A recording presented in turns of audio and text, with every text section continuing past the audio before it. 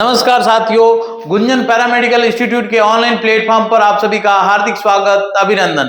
अपना टॉपिक चल रहा है सेल डिवीजन और सेल डिवीजन के अंदर मैंने आपको माइटोसिस पूरा कंप्लीट करवा दिया। इसके पश्चात अपन ने शुरू किया था मियोसिस और मैं ये बोल रहा हूं आपको जहां से शुरू किया है मैंने एनाटॉमी फिजियोलॉजी और पूरी कंप्लीट कराऊंगा anatomy physiology, DMLT, DRT, ANM, GNM, BSc nursing, pharmacy, उसके अलावा 12th बायोलॉजी, 11th बायोलॉजी, ये सब्जेक्ट पूरे एनाटॉमी फिजियोलॉजी में अपन कंप्लीट करेंगे। और ध्यान रखना कि इसके पश्चात आपका दूसरा subject haematology, clinical pathology DMLT के लिए, और डीआरटी के लिए रेडियोग्राफी और रेडियोलॉजिकल फिजिक्स और आपकी डार्क रूम, यह सब चीजें आपको बिल्कुल इस ऑनलाइन प्लेटफॉर्म पर फ्री मिलेगी। तो बने रहे गुंजन पैरामेडिकल इंस्टीट्यूट के ऑनलाइन प्लेटफॉर्म पर। इस चैनल को ज्यादा से ज्यादा शेयर, लाइक एंड सब्सक्राइब कराइए।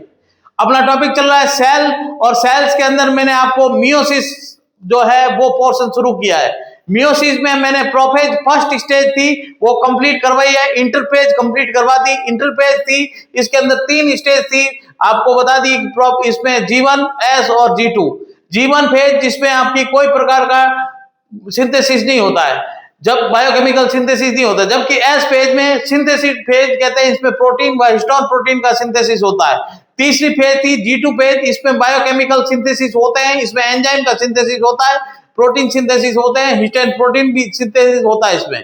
तो ये थी इंटरफेज स्टेज जो आपका 23 आवर का टाइम लेता है। इसके पश्चात शुरू थी आपकी प्रोफेज फर्स्ट। प्रोफेज फर्स्ट के अंदर मैंने 5 स्टेज बताई थी। सबसे पहली थी आपकी लेप्टोटीन, जाइगोटीन, पेगाइटिन और डिप्लोटीन और डाइकाइनेसिस। ये पूरी प्रोसेस के अंदर मैंने आपको सेल्स के अंदर डिवीजन, यहाँ पे क्या हुआ था, आपका जीन विनिमय, क्रॉसिंग ओवर हुआ था, सब चीजें कल की क्लास में आपको पढ़ा चुके हैं प्रोफेज फर्स्ट के अंदर। आज की क्लास में पढ़ेंगे अपन मेटाफेज फर्स्ट और एनाफेज फर्स्ट और टीलोफेज फर्स्ट। उसके पश्चात आपको साथ में ही करवाएंगे मियोसिस सेकंड। मियोसिस सेकंड होगा वो होगा आपका टोटल 21 प्रकार से, तो ध्यान रखना समसूत्री विभाजन यानी माइटोसिस के समान ही। ये जो सेल्स होती है डिप्लॉइड सेल्स होती है, इसको अपन किस में कन्वर्ट हो रही है, ये आगे जाकर हैप्लॉइड सेल्स में 4 हैप्लॉइड सेल्स बनाएगी। तो देखना आज की क्लास में मियोसिस फर्स्ट में आपकी प्रोफेज मैंने कल वाली क्लास में करवाई, आज की क्लास में चलेगी metaphase. Metaphase phase first, meiosis first के अंदर पहली फेज है meiosis metaphase first. Metaphase first के अंदर क्या होगा कि स्पेंडिकल फाइबर बनेंगे, सेंट्रोमियर होगा। ये इन दिस स्टेज जो आपको ये क्रोमोसोम या क्रोमोसोम दिख रहे हैं, ये क्या होंगे कि यहाँ पे कहां पे एक्युमुलेट हो जाएंगे, जो सेल्स की केंद्र में, सेंटर में आपके स्टोर हो जाएंगे। देखना in this stage bivalent reach the equator line.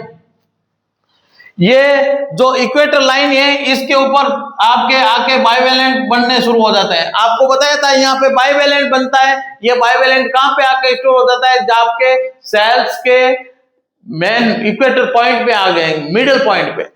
During the centrosome of the bivalent are located toward the opposite pole and the chromatid toward the middle line.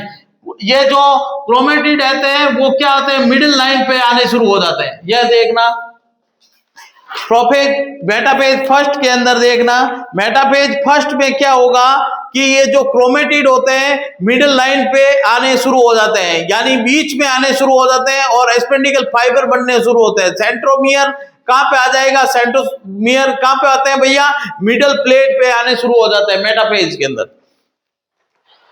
Toward opposite pole, यानी ये एक ध्रुव होते हैं, आपको बता चुका हूं, पोल का मतलब होता है ध्रुव। ये क्या होते हैं, अपोजिट पोल के ऊपर चले जाते हैं सेंट्रोमियर। सेंट्रोमियर क्या जाएंगे आपके अपोजिट पोल में, किस फेज में, मेटाफेज फर्स्ट के अंदर।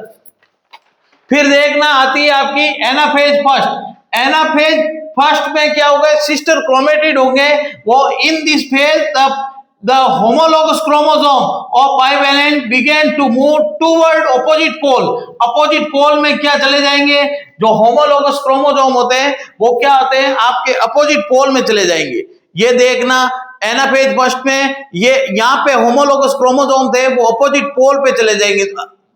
अलग अलग ध्रुवों पर चले जाएंगे। अपोजिट पोल मतलब विपरीत ध्रुवों पर चले जाते हैं आपके जो क्रोमोसोम होते हैं। ये क्रोमोसोम होंगे वो क्या चले जाएंगे, bivalent begin to but opposite pole and the equally reach the respective pole of the dipole number second, यानी ये जो डाइपोल होगा 2n होगा, हैप्लॉइड होगा, is the chromosome is reduce to half, या क्या हो जाएंगे, हाफ हो जाएंगे। अब देखना जो आती है आपकी telophase first, the nuclear membrane start appearing. यहां पे क्या होगा, टीलोफेज फर्स्ट के अंदर जो न्यूक्लियर मेम्ब्रेन है वो वापस बननी शुरू हो जाती है। देखिए यहाँ पे न्यूक्लियर मेम्ब्रेन नहीं है, एनाफेज फर्स्ट में, टीलोफेज फर्स्ट में आते ही न्यूक्लियर मेम्ब्रेन बननी हो जाती है शुरू, और nuclear membrane start appearing around the group of chromosome. Group chromosome क्या बने, ग्रुपिंग बनी इनकी क्रोमोसोम की, ये आपके अलग अलग ध्रुवों के ऊपर जाकर स्टोर हो जाती है। ग्रुप क्रोमोसोम कलेक्टेड बोथ पोल, ये बोथ पोल यानी दोनों पोलों के ऊपर आपके सेल्स के अंदर, टीलोफेज फर्स्ट के अंदर आपका ये अलग अलग ध्रुवों के ऊपर जाकर सेल बननी शुरू हो जाती। ये सेल कैसी होती है, 2n होती है, यानी आपकी हैप्लॉइड सेल्स होती है, नहीं डिप्लॉइड सेल्स होती है। अब क्या होगा, इसमें होगा साइटोकाइनेसिस। साइटोकाइनेसिस होगा तो क्या होगा, कोशिका द्रव्य विभाजन होगा। और आपको पता है जब आपकी सेल्स कैसी है, एनिमल सेल्स है, तो इसमें क्लीवेज मेथड द्वारा, क्लीवेज यानी विदलन विधि द्वारा आपकी खांच प्रारंभ होगी। खांच प्रारंभ होगी तो ये सेल्स यहां से डिवाइडेड होगी और कितनी बन जाएगी, दो सेल्स, वो भी कैसी, 2n। ये सेल्स कैसी होगी, हैप्लॉइड सेल्स होगी। मैंने यहाँ पे जगह नहीं थी, यहाँ पे बना दिया है। तो साइटोकाइनेसिस में क्या होगा, ये सेल्स क्या होगी, डिवाइडेड होगी और दो सेल्स बन जाएगी। ये कैसी होगी, 2n होगी। कैसी होगी, 2n सेल्स, यानी डिप्लॉइड सेल्स होती है। अब इस डिप्लॉइड सेल्स में मियोसिस सेकंड है, ये इस मियोसिस सेकंड को माइटोसिस भी कहा जाता है। ध्यान रखना, मियोसिस सेकंड होगा, इसको माइटोसिस के समान ही ये प्रोसेस चलेगा। देखना जिस प्रकार आपको माइटोसिस करवाया है उसी प्रकार मियोसिस सेकंड के अंदर वैसे वैसे प्रोसेस चलेगा। देखना इसमें क्या होगा, मियोसिस सेकंड में वो भी स्टेज 4 स्टेज होगी, prophase second, metaphase second, anaphase second और टेलोफेज सेकंड। इसके अंदर क्या होगा कि ये जो पहली स्टेज है, in this phase the nuclear membrane and nucleolus disappear. ये देखिए यहाँ पे ये कौन सी फेज है भैया, प्रोफेज सेकंड। प्रोफेज सेकंड में जो हैप्लॉइड सेल्स है, ये दो हैप्लॉइड सेल्स आई, इस दो हैप्लॉइड सेल्स के अंदर न्यूक्लियर मेम्ब्रेन, देखो ये डॉट डॉट करके लिखा हुआ है, इसका मतलब है कि डिसअपेयर होने लग गई है। न्यूक्लियर मेम्ब्रेन और न्यूक्लियोलस डिसअपेयर हो जाते हैं प्रोफेज फर्स्ट में। देखना प्रोफेज फर्स्ट, इस प्रोफेज सेकंड में क्या होगा, न्यूक्लियर मेम्ब्रेन और न्यूक्लियोलस क्या हुए, डिसअपेयर हो गए। हैप्लॉइड सेल्स, अब क्या होगा, सेल्स मियोसिस फर्स्ट, यहाँ पे क्या होगा, जो मियोसिस फर्स्ट में हुआ था उसके अंदर अब सेल्स के अंदर शुरू होता है आपका प्रोफेज सेकंड के अंदर न्यूक्लियर मेम्ब्रेन और nucleolus disappear and spindle fibre formation being. Spindle fibre बनने शुरू हो जाते हैं। स्पेंडिकल फाइबर ये क्या होते हैं, बनने शुरू हो जाते हैं इस स्टेज में। इसको बोलते हैं प्रोफेज आपका सेकंड। इसको क्या बोलेंगे, प्रोफेज सेकंड।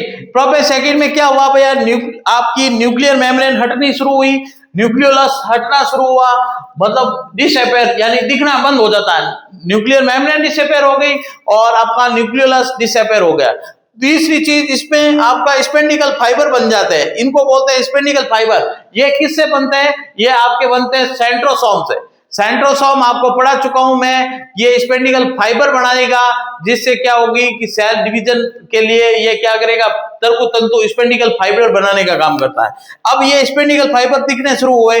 दूसरी फेज आती है आपकी metaphase second. Metaphase second same to copy आपकी माइटोसिस के अंदर चला था वैसे वैसे।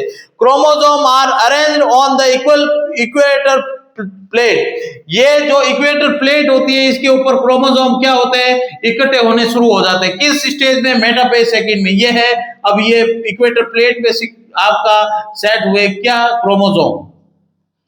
किस स्टेज में? मेटाफेज सेकंड के अंदर।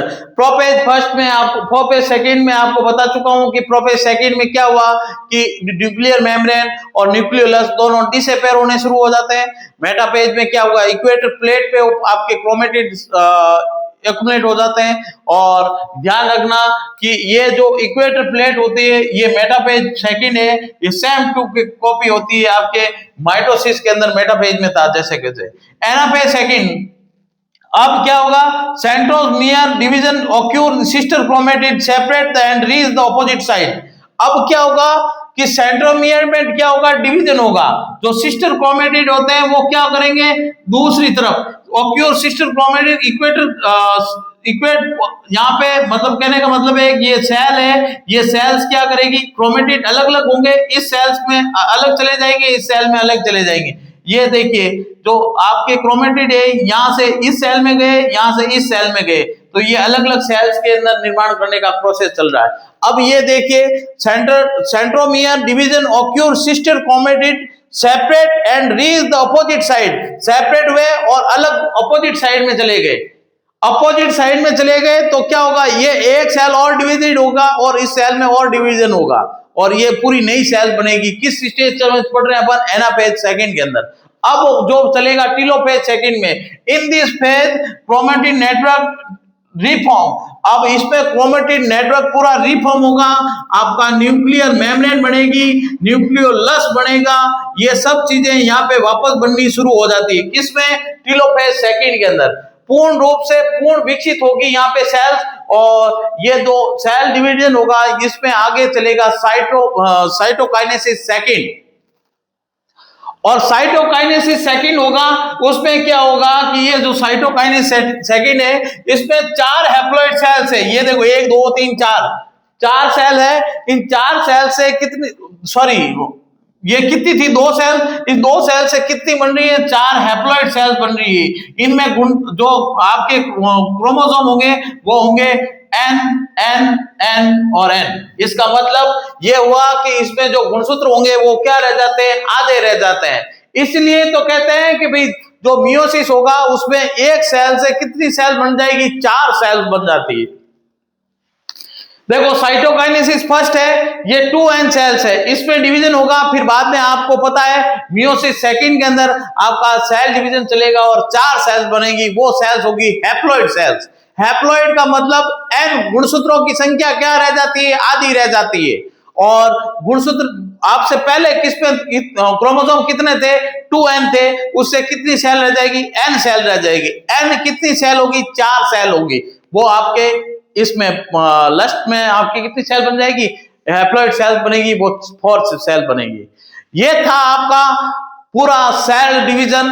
और इसके पश्चात अपन अगला टॉपिक लेंगे सेल डिवीजन के इंपॉर्टेंस। क्या होती है इंपॉर्टेंस, तो वो बताएंगे आपको, दोनों में डिवीजन करके बताएंगे कि अगर आप सेल डिवीजन पढ़ रहे हो तो इसका महत्व क्या है, इंपॉर्टेंस क्या है, वो पढ़ाएंगे अगली क्लास में। तो बने रहें गुंजन पैरामेडिकल इंस्टीट्यूट के ऑनलाइन प्लेटफॉर्म पर।